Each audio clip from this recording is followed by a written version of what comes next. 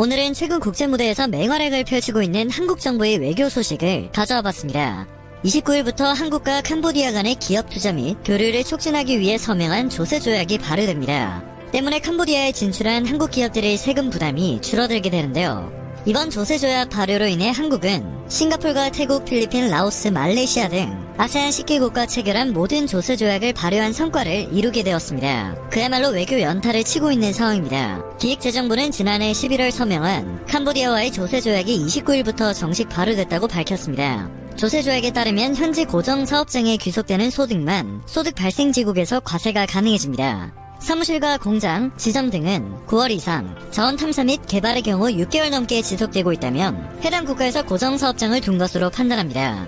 또한 건설 활동을 수행할 때 과세 대상 사업소득의 범위를 규정해서 고정 사업장이 귀속되는 활동만이 과세 대상이 되는데요. 지금까지는 사업장 유무와 관계없이 과세가 이루어졌기 때문에 큰 변화가 생기게 될 예정입니다. 현재 진출한 한국 기업들은 배당과 이자, 사용료 소득의 최대 14%의 세율을 적용받고 있었는데요. 이제는 최고 10%까지만 적용할 수 있도록 세율이 낮아지게 된 것입니다. 이에 더해 한국 기업이 캄보디아에서 납부할 세금을 감면할 경우 감면된 세액에서는 한국에서 외국 납부세액 공제가 허용됩니다. 해당 방침은 10년간 유효할 예정이며 과세 당국 간 상호 합의와 조세 정보 교환, 징수 협조 등도 가능해집니다. 외교부는 이번 조약으로 한국과 캄보디아 간 투자 등 경제 교류가 더욱 활성화될 것으로 기대된다는 입장을 밝혔습니다.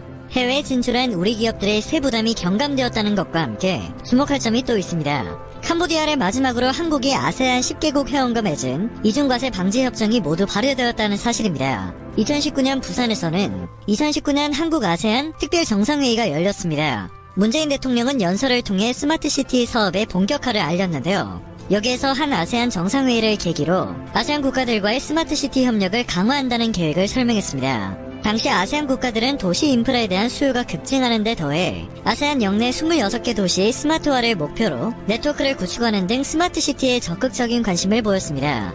특별 정상회의를 통해 한국과 아세안 회원국들은 더욱 관계를 돈독히 다지게 되었고 협정과 협력의 폭을 넓혀가고 있는 실정입니다.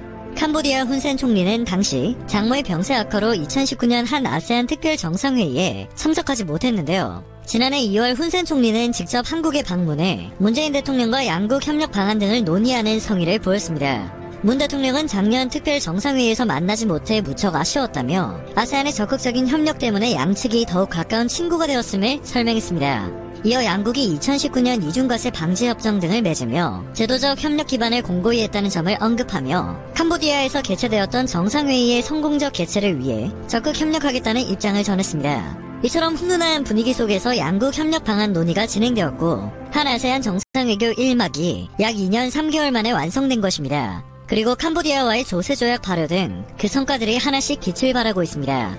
그리고 여전히 한국과 아세안은 소통을 통해 여러 방면의 협력을 논의하고 있는데요. 오늘 19일에는 온라인 세미나를 통해 한 아세안 연계성 협력을 주제로 제8차 아세안 연계성 포럼이 진행될 예정입니다. 토론회는 아세안과 동아시아 경제연구소, 국제금융공사, 한국해외인프라도시개발지원공사 등 아세안 연계성과 해외 인프라 지원 관련 전문가와 관계자들이 참여하게 되는데요. 구체적으로는 아세안 10개국이 제시한 청사진인 아세안 연계성 마스터플랜 2025의 주요 전략과 포스트 코로나 시대를 맞이해 한국과 아세안이 서로의 강점을 바탕으로 호혜적 경제관계를 어떻게 만들어 나가면 좋을지에 대한 논의가 진행됩니다. 이어 필리핀 공공사업 도로부와 인도네시아 투자청, 라오스 에너지 광산부, 미얀마 네피도 개발위원회, 말레이시아 국영전력공사, 태국 디지털 경제진흥원 등 8개국 관계자가 코로나 이후 추진될 교통과 에너지 등 각 분야 프로젝트 현황을 공유하고 한국 기업과 협력하는 방안을 제시할 예정입니다. 28일 한국은 신북방 정책 첫 무역협정을 협상하기도 했습니다.